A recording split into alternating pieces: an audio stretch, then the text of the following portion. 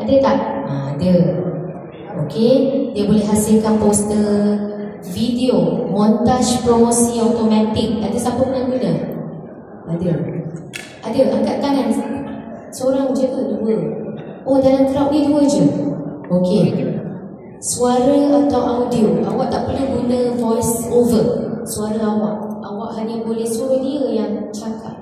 Ada siapa pernah guna? Pernah? Ha? Buat lagu. Sedap tak dia buat? Sedap ke dia buat? Pakai sonar bagus. Okey. Boleh lah okey. So ini adalah apa yang dia boleh jana setakat ini. Maknanya boleh buat teks, image, video, suara dan audio. Tetapi dia punya hasil tu kadang-kadang tidak menepati seperti yang kita mahu. Ataupun dia tidak exactly lah yang macam orang biasa. Kalau contohnya video tu pergerakan tu tiba-tiba, faham tak? Dia tiba-tiba boleh jadi lain. Macam tu lah. Dia masih ada glitch. Dia panggil glitch. Okay? So apa itu generative AI? Apa yang awak guna ChatGPT dan sebagainya tu dipanggil generative AI. Generative AI ialah teknologi yang boleh menciptakan kandungan baru secara automatik berdasarkan maklumat atau contoh yang kita berikan. Okey, contohnya kita buatkan satu ayat permintaan. Okey, tolong buat ayat iklan untuk sabun herba saya. So dia boleh hasilkanlah. Walaupun mungkin tak detail lagi apa yang ni, dipanggil prompting lah ya. Ni dipanggil ayat prompting. So mungkin tak detail lagi ayat prompting ni, tapi dia boleh je buat. Okey. So dan AI seperti ChatGPT atau Canva Magic Write akan hasilkan ayat promosi dalam masa beberapa saat. So mungkin kita ni tak kreatif, especially yang datang daripada teknikal. Siapa yang daripada teknikal? Teknikal part lah, engineering ke apa ke lah. Tak ramai ya? Semua tak ramai. Okay. So orang-orang teknikal especially dia tak berapa kreatif lah. Saya tak mengata orang tu saya pun bahagian teknikal. Saya tak mengata dia, saya pun bahagian teknikal. Okay, so kadang-kadang ChatGPT ni dia akan bagi satu ayat yang mesra alam lah.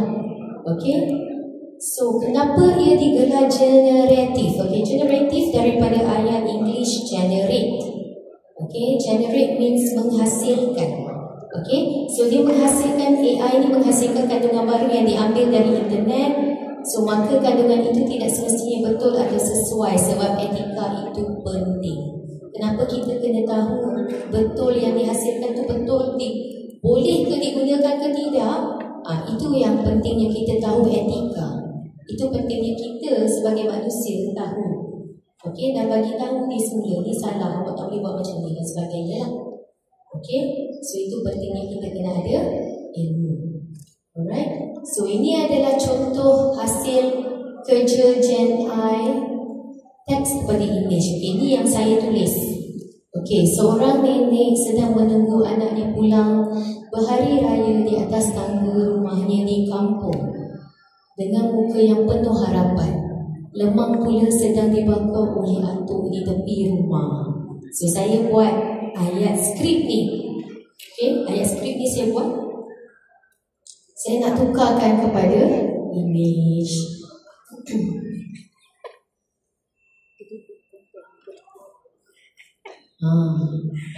Gitu. Walaupun lemang itu rasanya akan terbakar tak lama lagi.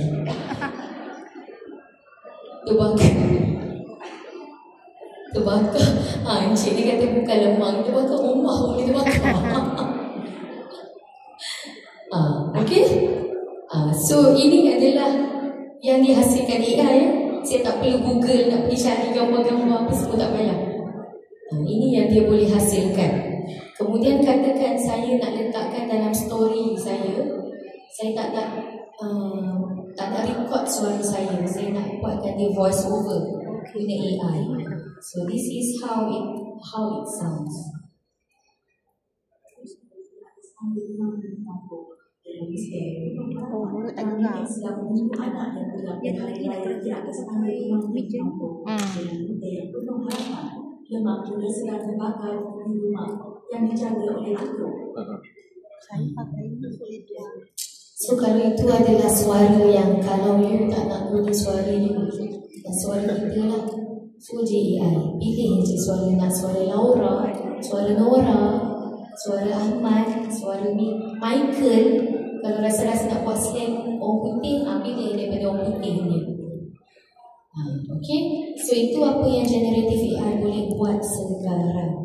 Dan tak mustahil dia boleh tiru suara orang yang betul. Contohnya suara Perdana Menteri kita. So orang-orang yang terkenal yang memang kita dengar suara orang tu, kita tahu suara siapa. Tak mustahil lah. Okay, one day. Okay, it's going there lah.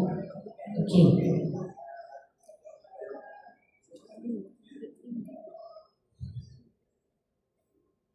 So, bila kita bercakap berkenaan konten marketing, penggunaan AI bukan salah selagi ia digunakan dengan etika dan ketulusan.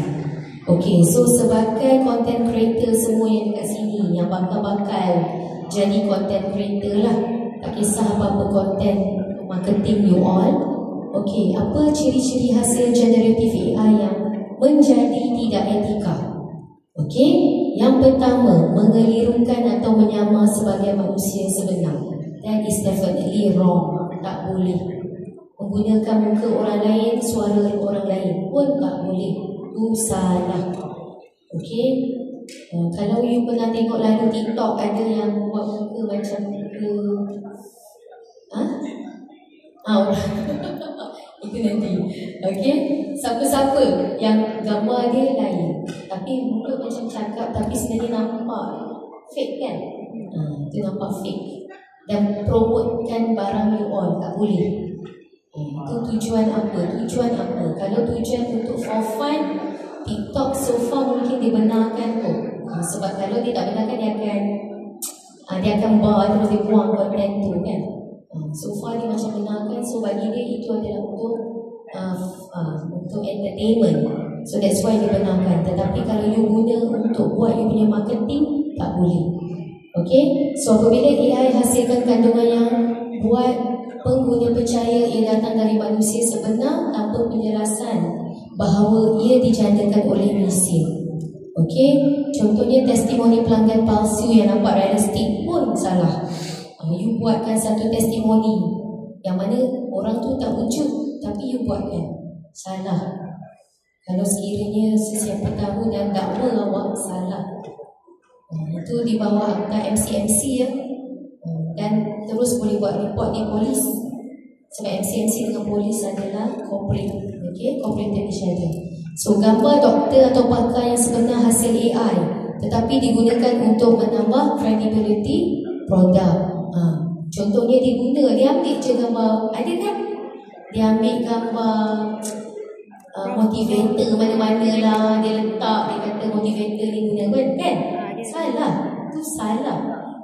Tak boleh, you all tak boleh buat benda tu kalau dia tidak izinkan. Itu salah satu point lagi, keizinan. Perlu minta izin. Kalau betul dia guna produk tu, kena minta izin. Datuk, saya nak letak gambar Datuk dalam saya punya poster, boleh ke? Kena ada konsen, kena minta izin dahulu. Okey? Okey ke belah sini? Saya cuba. Boleh ke? Okey, so ini adalah contoh tipe baby ada rambut, tapi diletak dekat situ contains AI generated media. This is how it's supposed to be. Kalau you memang guna AI dalam you punya poster, letak, bagi tahu supaya orang tidak keliru. Nanti makcik-makcik kat kampung kata, ada budak tu lari dengan rambut kau. Memang lari dengan rambut, tapi rambut panjang tu cantik. Tak boleh lah. Okay, kena bagi tahu kalau memang guna AI. Hasil ini adalah daripada ilustrasi AI. Letak, kena letak. Okay. Alright. Yang kedua, overclaim generative AI boleh boleh mencipta ayat yang meyakinkan, tapi tiada asas saintifik atau data sokongan. Okey, contohnya 90% pengguna pulih selepas 3 hari. Itu ayat overclaim sangat ni. Lepas 3 hari, kalau kita demam pun 3 hari pun nak kebah kan? Macam mana tu? Boleh 3 hari. Tapi sebenarnya tiada bukti atau ujian klinikal. AI hasilkan ayat promosi yang terlalu sensasi semata-mata untuk meningkatkan jualan. Okey, ada ramai yang akan kata, kenapa tak boleh tu? Ayat-ayat sensasi okey lah, nak tunjukkan bombastik baru orang datang beli. You answer that yourself. Okey, ayat-ayat bombastik tu betul tak?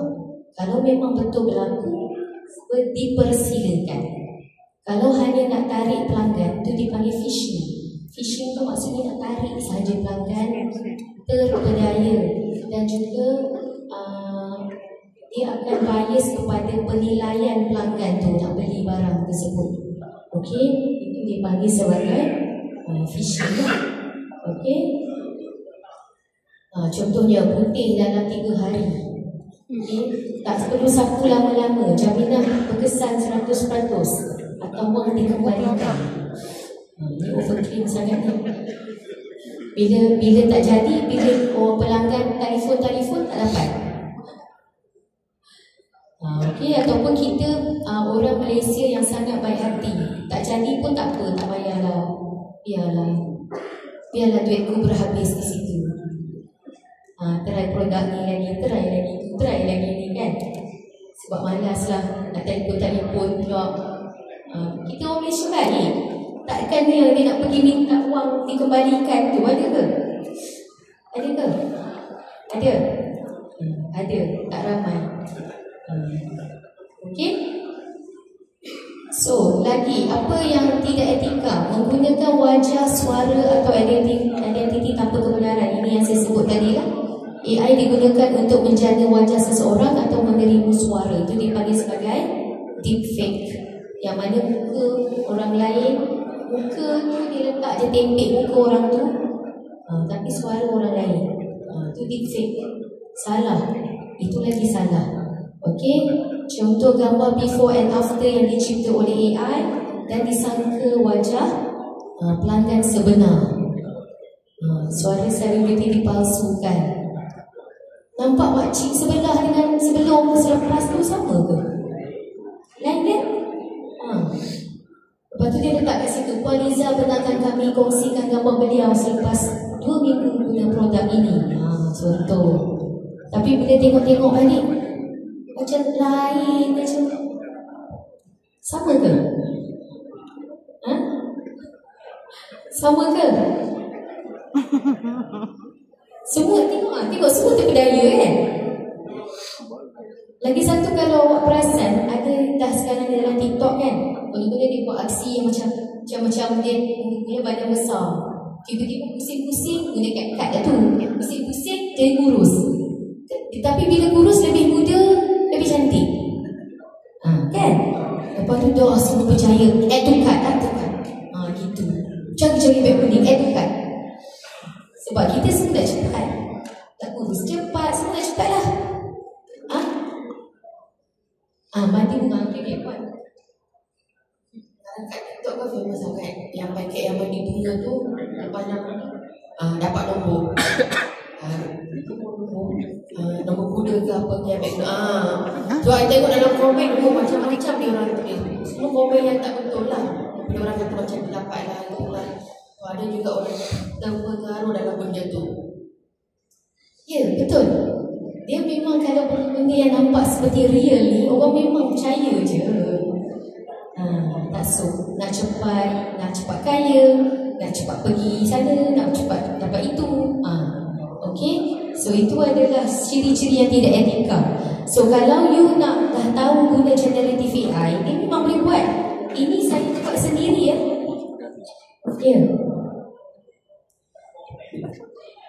Ya. Komen tu pun AI. Kalau kita boleh, kita boleh suruh dia hasilkan. Okey, kita boleh je suruh AI tu yang buatkan komen tu. So dah nampak macam betul. Okey. Okey, yang keempat, manipulasi emosi secara halus. Ini yang saya kata tu. Kenapa doktor tak boleh buat ayat bombastik untuk mempengaruhi pelanggan? Sebenarnya kan, kalau produk yang bagus, let the product talk. Itu maksudnya. Kalau produk yang bagus, biar produk tu yang berbicara, atau daripada testimoni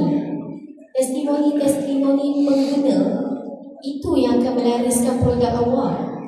Kenapa ada tulis awak nak pancing. Kalau betul tak apa. Kalau ada kajian saintifik menunjukkan ada improve, jeragat hilang 5%. Tak apa, janji memang ada improve, statistical test menunjukkan memang ada improvement. Okay, so AI menghasilkan mesej atau image yang menekankan emosi secara tidak wajar untuk buat mereka beli secara impulsif. Contohnya, video ibu menangis kerana anak tidak berjaya untuk jual produk motivasi, ataupun iklan ubat AI cipta dengan gambar sedih walaupun tiada hubungan langsung dengan pesan produk. Okay, contohnya ni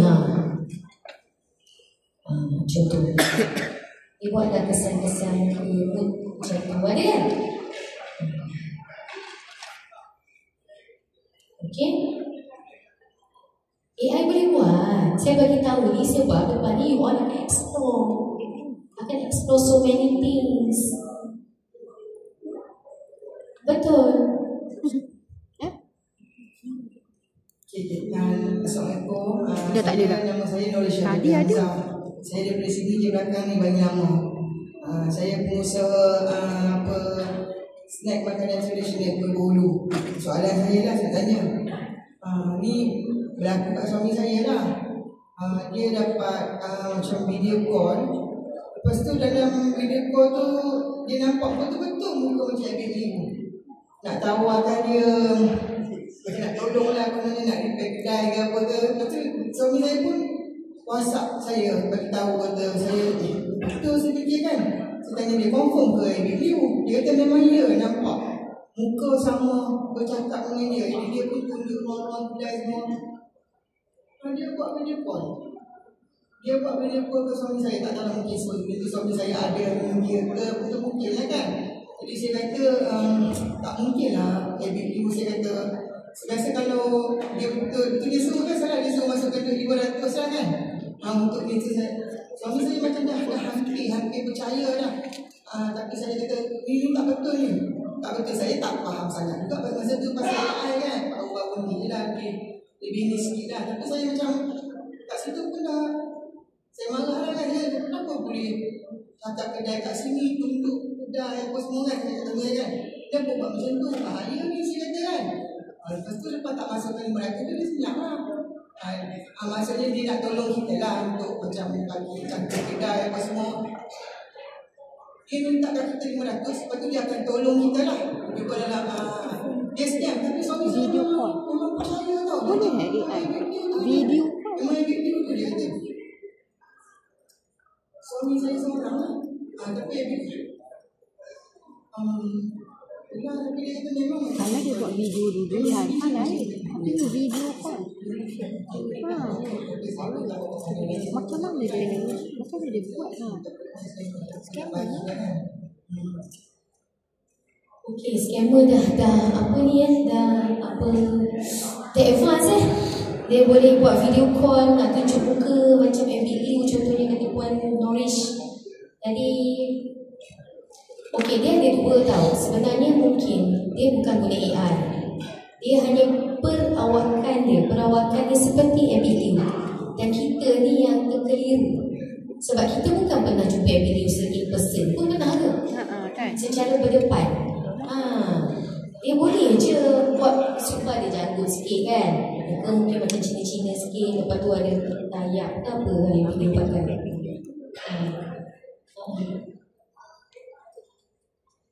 Boleh rupiah orang? Boleh? Boleh. Oh, video call. Dia kena ada satu teknologi lah. Dia memang boleh, tapi dia bukan guna phone. Maknanya dia video call tu, dia dah ada background dia semua. Mungkin dia boleh guna laptop dan sebagainya. Boleh, tapi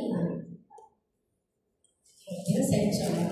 Saya daripada industri pendidikan Tadika.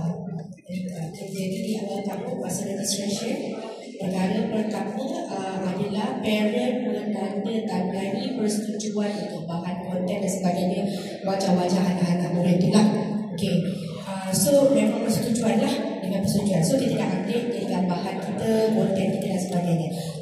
Soalan saya, adakah AI boleh menjadikan bahan konten anak murid kita tadi mendalahgunakan muka yang telah diambil daripada media sosial dan mereka gunakan penyalahgunaan lah. Maksudnya kalau kebaikan should be no problem lah.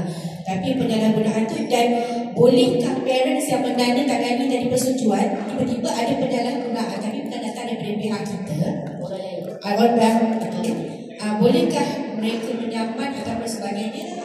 Kalau nak saman ibu bapa sebab menyaman Tadika. Mungkin diorang akan berfikiran itu datang daripada UIS. Ada tak? Okey. Itu memang soalan yang sangat itu ada grey area. Okey.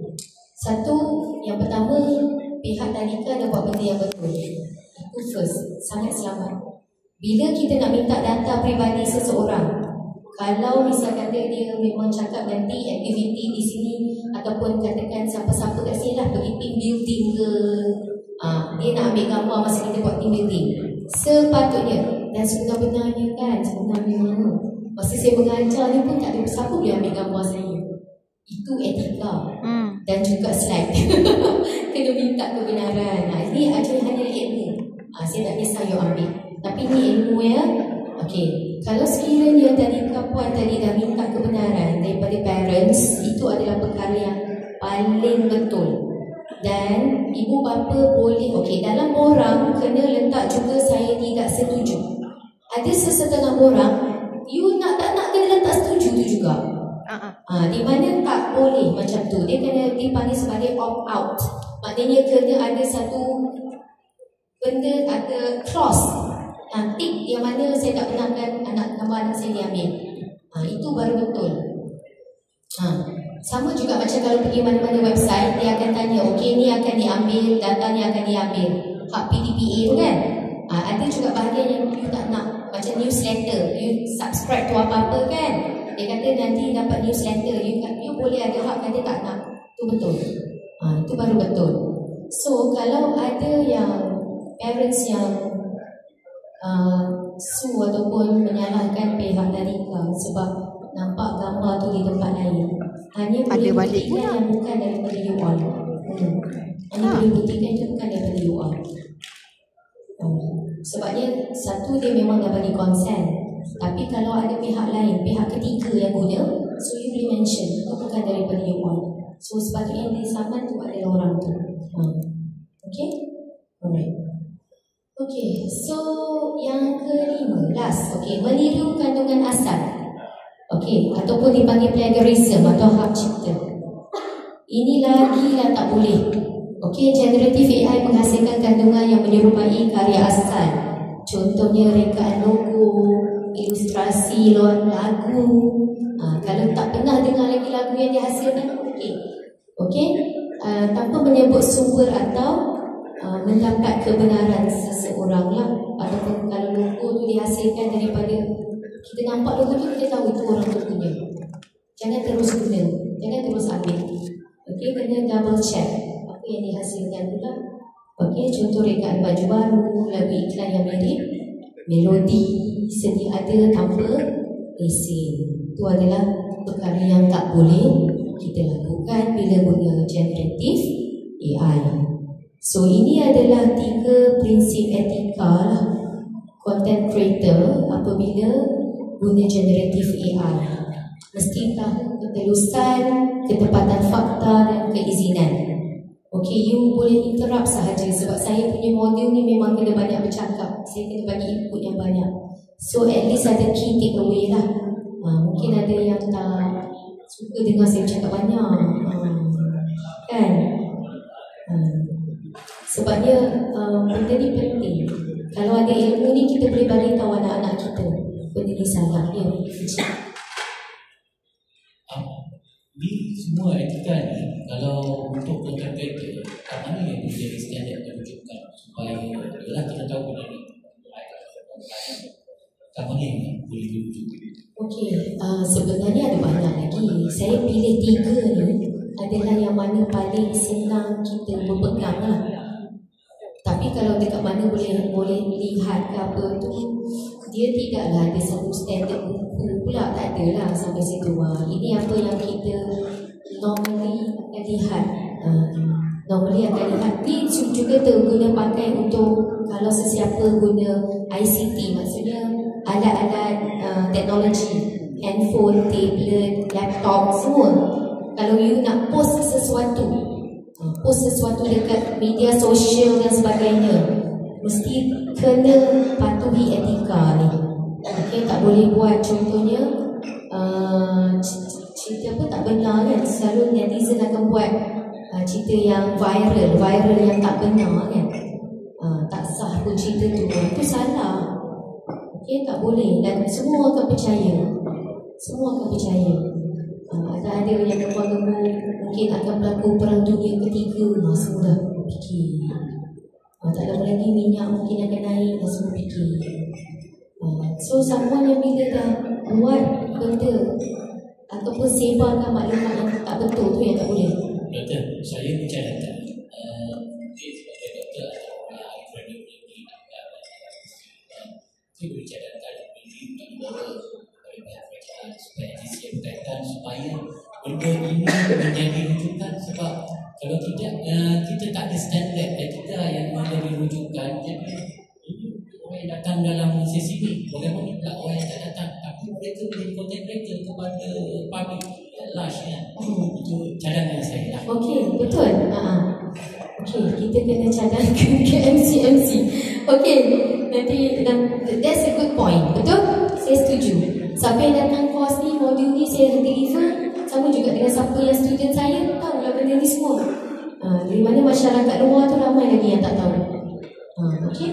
So mungkin buat masa ini adalah menjadi duta-dutanya untuk memberitahu, lakukan perkara yang benar. Okey. So ini kita kena tahu keterusan apa? Keterusan bersikap jujur tentang siapa anda, niat kandungan anda, dan jika kandungan disponsor atau dijaga oleh AI macam saya tunjuk tadi. Nyatakan kandungan sebenar sesuatu produk, contohnya. Janganlah hide. Kalau awak pergi kat TikTok ke apa, awak tengok kadang-kadang awak nak cari juga apa bahan-bahan dia tak ada kan. Dia cuma mengaku sapu krimi hilang jeragat. Contoh, kandungan ada. Itu something fishy. Orang kata something fishy lah. Okay? Ataupun gunakan tag kalau iklan tu berbayar ke apa ke. Kalau you tengok dekat TikTok dia ada tulis sponsored. Kan? Itu iklan berbayar. Dia tulis siap-siap kat situ. Itu jelas. Itu maksud keterusan. Okay? Nyatakan jangan jelas kalau guna ChatGPT ke dan sebagainya. Elakkan menyamar sebagai pakar jika tiada kelayakan. Ini contoh description satu produk di TikTok yang saya ambil. Saya tak bagi tahu lah produk apa. Okay, khas membantu melembabkan kulit dari dalam. Tempoh kesan selepas pemakanan juga tidak sama kepada setiap orang kerana ianya juga memerlukan penggunaan skin care. Dia cakap terus terang kat sini. Janganlah harap dengan makan produk tu je kau rasa kau boleh kulit kau cerah. Tak. Dia kena juga jaga skin care. Dia terang-terang cakap. Okay, so dalam kandungan tu ada 30 biji. Maksimum makan 4 biji sehari, 2 biji pagi, 2 biji petang. Clear. Lagi clear kalau dia letak apa kandungan. Baru kita rasa safe, selamat. Sebenarnya kadang-kadang kenapa you tak letak? Kenapa ada peniaga tak nak letak? Takut apa? Banyak biasanya kalau macam peniaga nak letak sesuatu dia mesti ada macam untuk influencer kan. Dia kan takut produk tu tak laku ke, atau takut macam pembeli tu memang tak dapat feedback yang sama kita letak. Misalnya ketakutan tu lah. So untuk mengelakkan dia orang tak payah letak macam tu lah. Letak ikut pada fakta lah, sepatutnya lah. Macam tu. So biasanya kadang-kadang kan kalau macam benda yang baru kan, dia nak cepat laku. So dia kan Maksudnya dia macam unlock. Dia lock. Okay, that's one point. Nak kena unlock. Okay. Ataupun sebab apa yang dia tak nak letak? Contohnya apa kandungan tu kan, especially yang suplemen ke, kadang-kadang kita tengok ramai beli, tapi kandungan dalam tu tak ada siapa ya. Tak ada siapa nak cakap apa kandungan dalam tu. Kalau screen TikTok lepas ni tengok siapa description tu dia cakap apa. Ya Puan? Yang dia tak nak letak kandungan tu, mungkin ada kandungan yang kita sebagai pengguna sekarang dah bijak. Dia dah buat research, dia dah buat ini kan.